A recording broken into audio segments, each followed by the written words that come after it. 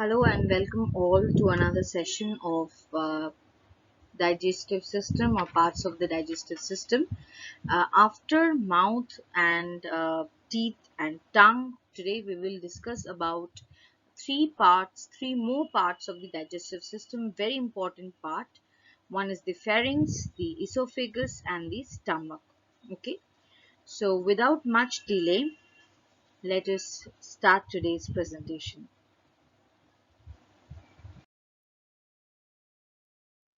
Once again, welcome to Educators, myself Manishta Chatterjee.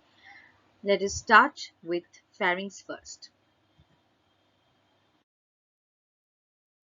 Now, pharynx, as you can see, it is basically the buccal cavity or the mouth. They leads to the pharynx, okay, and it is divided into three parts for descriptive purposes, and that is the nasopharynx, the oropharynx, and the laryngopharynx. Okay, so now coming to the nasopharynx. So this part which is connected just behind the nasal cavity. So this is the nasal cavity, and the pharynx which is present, which is shown over here with the green line, the pharynx which is present just behind this this nasal cavity is the nasopharynx. The main function of this nasopharynx is respiration. Okay, so coming to the next, which is placed just behind the oral cavity or the buccal cavity, that is known as the oropharynx. Okay, so that is known as the oropharynx, which is shown over here in the blue, as a blue line. And the, as we were discussing in the previous presentation, that at first the teeth crushes the food and make into bolus, and the tongue help to push the food backward. So this is where, or this is where the food actually moves. It is mainly a common passage to both respiratory system and also with the passage of food. And last is the laryngopharynx, which is placed just behind the larynx. You know, larynx is the voice box. So the larynx over here is shown by the brown line, and just behind that the pharynx which is present, that is the laryngopharynx. It is common for both respiratory and the digestive system. Now, as just I have said, that it is the nasopharynx behind the nose, oropharynx behind the oral cavity, and laryngopharynx, which is just behind the larynx. Mainly nasopharynx for respiration, oropharynx for passage of the food, and laryngopharynx, just it is common to the respiratory and the digestive system. The main function of pharynx is the passage of air and passage of food. Okay. Now, coming to one of the important sector of the digestive canal is the esophagus. Okay, so esophagus is placed just below the pharynx. It is 25 centimeter long, or about 9.84 inches long, along with a diameter of 2 centimeter. Okay, it is present in front of the vertebral column. Over here, the picture is not given like that, but it is just present behind the behind the trachea and in front of the vertebral column, and behind the trachea and the heart. Okay, and it is a continuation. As you can see that this is the pharynx part, and from the pharynx part, the with the starting of the upper esophageal sphincter or the cricopharyngeal sphincter, the esophagus start, and it continues to stomach behind the diaphragm. So the stomach is present just behind the diaphragm, and the esophagus basically is a 25 centimeter long with 2 centimeter diameter tube, which is connecting pharynx along with the stomach. From the pharynx, it is covered, or at the end of the pharynx side, it is guarded by upper esophageal sphincter or cricopharyngeal sphincter, and in the stomach part, or just at the place of the diaphragm, it is covered by the or it is guarded by the cardiac sphincter or the lower esophageal sphincter. what is the main function of you know esophagus is the swallowing portion. So as in this picture you can see that there's a bolus. Now what is this bolus? This bolus is formed in the mouth, as I was explaining in the previous presentation, that bolus was actually something which is formed by chewing the food or crushing the food into smaller bits along with mixing it with the saliva.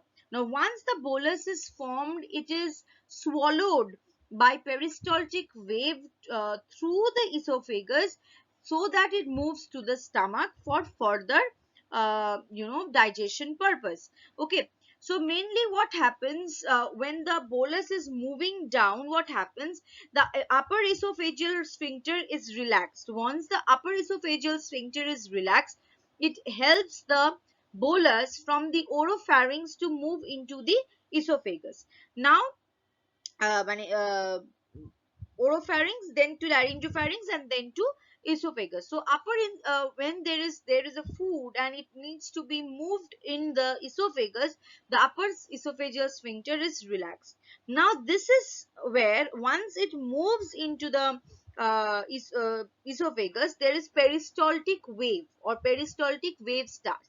So peristaltic wave is like this, which contract and relax the esophageal tube and helps the bolus to move down. And what happens next? There is relaxation of the lower esophageal sphincter, because now the bolus is over here, as you can see over here. So the bolus is over here and it has to move to the stomach. Okay, so in that case there is relaxation of the lower esophageal sphincter. And throughout the system, so throughout the esophageal content, when the bolus was moving, there was secretion of mucus, so that the bolus remain smooth and the bolus remain lubricated, so that there is easy passage of the bolus through the esophageal passage to the stomach. Now this is the swallowing part, as I was discussing, that the bolus was there in the mouth, the upper esophageal sphincter was closed then. Okay, so when we are actually swallowing it, the upper esophageal sphincter opens and the food moves down. Again the upper esophageal sphincter, it hardens or it closes. So this is how the swallowing basically takes place of the food. Now there are three stages. One is the voluntary stage, the pharyngeal stage, and the esophageal stage. So voluntary stage is the stage where the bolus is passed into the esophagus, or oropharynx. Sorry. So the bolus is passed into the oropharynx during the voluntary phase. Now when the bolus is in the oropharynx, it is creating a pressure through the laryngopharynx and it is moving down. Then the upper esophageal sphincter relaxes and the door opens and the bolus moves into the uh, esophagus. Okay, so there this part, like from the pharynx to the esophagus, this is a involuntary passage or the involuntary phase. And then when it moves after the esophageal content, upper esophageal sphincter open and the bolus moves down, again the upper esophageal sphincter recloses. That portion, when the food or the bolus is in the um, esophagus, that is known as the esophageal phase. So there are three phases of swallowing, or there are three phases of deglutition. First is the voluntary phase, where the food is mixed and made into a bolus and it is passed down. Then the pharynx phase or the pharyngeal phase, where the oropharynx is passing down to the the the laryngopharynx. The oropharynx is passing food to the laryngopharynx. Involuntary, it is moving down. The upper esophageal sphincter opens, the door of the upper esophageal sphincter opens and the food moves down to the pharynx, sorry, to the esophagus. Okay, so I hope this portion is clear. Okay, so this is swallowing. Coming next is the part of the stomach. So let us first know how the stomach is positioned or how the stomach is placed. So as you can see, it is over here. Okay, so stomach is basically anteriorly, it is placed or it is covered by the left lobe of the liver. So this is the diaphragm that is shown very nicely. So this is the left lobe of the liver, which is actually guarding the stomach from the upper part. Below is the large intestine barricade. Okay, so below you have the large intestine. Transversely you have the small intestine, as you can see. So it is connected over here like in the small intestine. To the left you have the diaphragm and the spleen, and to the right it has the liver and the duodenum. Okay, so this is where basically the stomach is placed, and the stomach basically is uh, guarded by four part like the cardia, the fundus, the corpus, and the antrum. So cardia is the place where there is just the starting of the stomach. Okay, so that is the where it is attached to the esophagus. So that part is the cardia. Next, the fundus, the upper portion of the stomach, which is like a projected portion. So that is the fundus. The middle or the greater curvature we can say, or the major curvature we can say, you have the corpus, that is the main portion you can say, and antrum or the antrum is the lower portion where it is actually opening up sorry, to the duodenum. So there that is how the stomach is placed. This portion of this, it is a curve like structure. So the inner curve that is formed in the stomach, it is known as the lesser curvature, and the outer curve that is seen, it is the major curvature. So it has esophagus on the top and is connected to the duodenum at the bottom. Okay, so it is the size of the stomach varies person to person.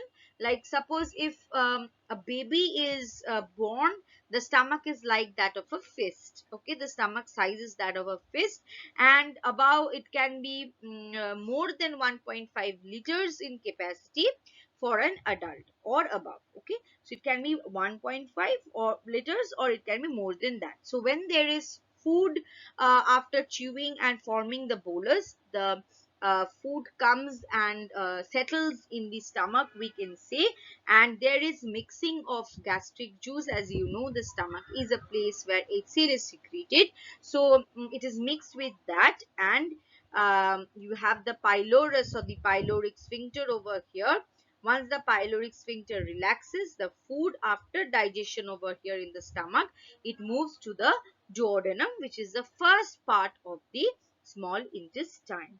Okay, so this is how, again through peristaltic way. So this is how the stomach basically have a place in the digestive system.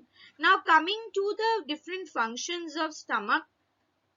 First of all, it secretes the gastric juice, which is very essential for the digestion of protein structures.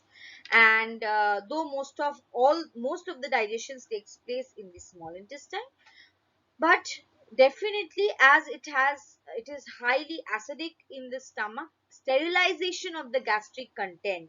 So whatever food or whatever bolus we have over here, sterilization of those content is very very important. It also produces gastrin and gastrin hormone and the gastromucoprotein, which again help in the digestion, and also the covering or the better cover of the stomach, we can say. And there is elimination of gastric juices, urea, and different pharmacological agents also. And there is definitely mixing of food by. Now what happens when the food comes through the esophagus in the stomach? The food, like, it is broken down into more liquid substance by getting, like, the food comes like this and it moves like this. So this movement within the stomach or the stomach walls, it is breaking the food down into more small particles or chyme, we can say, and mixing up with the digestive juices. And then in the stomach there is also absorption of water, minerals, mineral salt, and alcohol and medicine. So this is the basic function of the stomach. I hope you all have understood the structure and function of stomach. uh,